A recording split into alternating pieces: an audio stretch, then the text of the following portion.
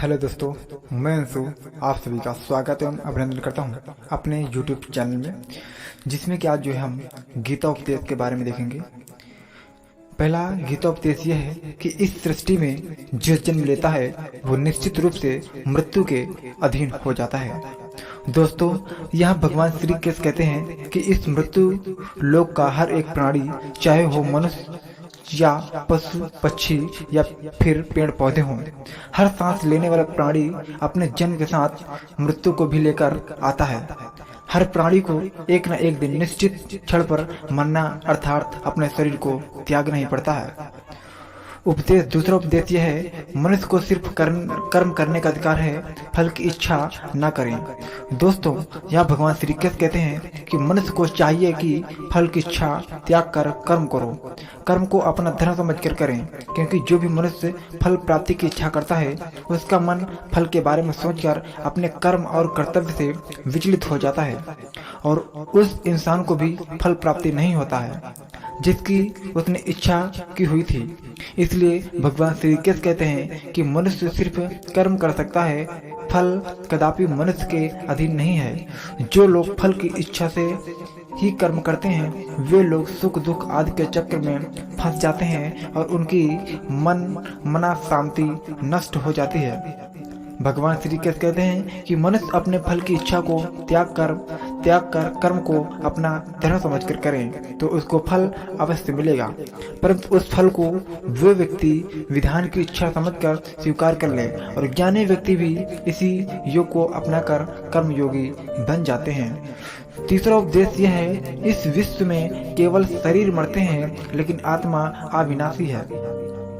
शरीर के मरने पर भी आत्मा नहीं मरती है। दोस्तों, यहाँ भगवान श्री कृष्ण कहते हैं कि आत्मा ना कभी जन्म लेती है और ना कभी मरती है, वो अजन्म नित्य सनातन और पुरातन है, जो शरीर के मारे जाने के बाद भी नहीं मरती।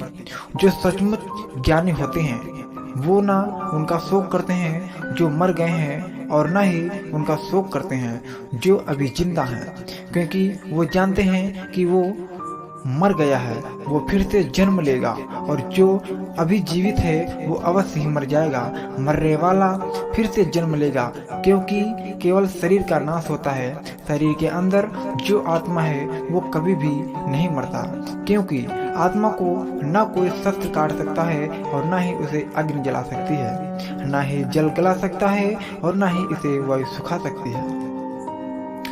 दोस्तों, गीता उपदेश 4 है, अपने मन को नियंत्रित करो। दोस्तों, यहाँ भगवान श्री कृष्ण कहते हैं कि मनुष्य के शरीर का एक अदृश्य अंग है मन, जो कभी दिखाई नहीं देता, परंतु वही इस शरीर का सबसे शक्तिशाली हिस्सा है। मनुष्य को मिनटों में घमंड की मदिरा पिलाकर मदहोश करने वाला पाखंडी केवल ये मन ही है। उसके हाथों में मोह माया का जाल है, जिसे वो मनुष्य की कामनाओं पर डालता रहता है और उसे अपने वश में करता रहता है। ये मन शरीर से भी मोह करता रहता है और अपनी खुशियों से भी और अपने दुखों से भी मोह करता रहता है। खुशियों में खुशियां भरे गीत गाता है और दुख में दुख भरे गीत गुनगुनाता है। अपने दुखों में दूसरों को शामिल करके उसे खुशी मिलती है। किसी भी मनुष्य को उसका मन जीवन के अंत तक अपने जाल से निकलने नहीं देता, अपनी रस्सी में बांधकर उसे तरह तरह के नाच नचवाता रहता है। ऐसा तब तक होता रहता है जब तक हम अपने आप को मन के अधीन रहने देंगे, तब तक हमारा मन हमें नाच नचाता रहेगा। मनुष्य का मन मनुष्य को इतनी फुर्सत भी नहीं देता कि वो अपने अंतर में झांक कर अपनी आत्मा को पहचाने और आत्मा के अंदर जिस परमात्मा का प्रकाश है उस परमात्मा का साक्षात्कार करे। किसी भी जीवित प्राणी के लिए आवश्यक है प्राणी अपने मन को काबू में करके अपने अंतर में झांक कर अपनी आत्मा को देखे, तब उस आत्मा के अंदर उसे परमात्मा का प्रकाश स्पष्ट दिखाई देगा और उसी को ही परमात्मा का साक्षात्कार कहते हैं। गीता उपदेश 5 है, हमारा शरीर और मन कैसे काम करता है।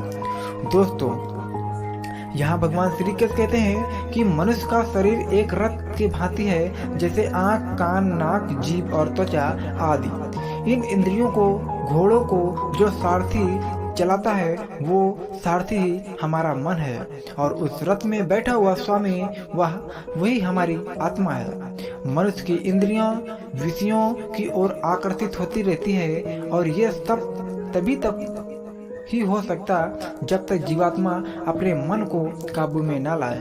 जब तक तुम स्वयं अपने के अधीन न रहकर अपने मन को अपने अधीन कर लोगे, तो वही मन एक अच्छे सारथी के तरह तुम्हारे शरीर रूपी रथ को सीधे प्रभु की चरणों में ले जाएगा। यदि मन तुम्हारा स्वामी है और तुम उसके अधीन हो, तो वो तुम्हें माया के बंधन में जकड़ता रहेगा, और जब तुम अपने मन पर काबू पालोगे और उसके स्वामी हो जाओगे, तो वही मन तुम्हें मोक्ष के द्वार ले जाएगा। तो दोस्तों, ये कहानी आपको कैसे लगी मुझे कमेंट बॉक्स के माध्यम से जरूर बताइएगा। अब मिलते हैं नेक्स्ट वीडियो में। जय हिंद, जय भारत, वंदे मातरम।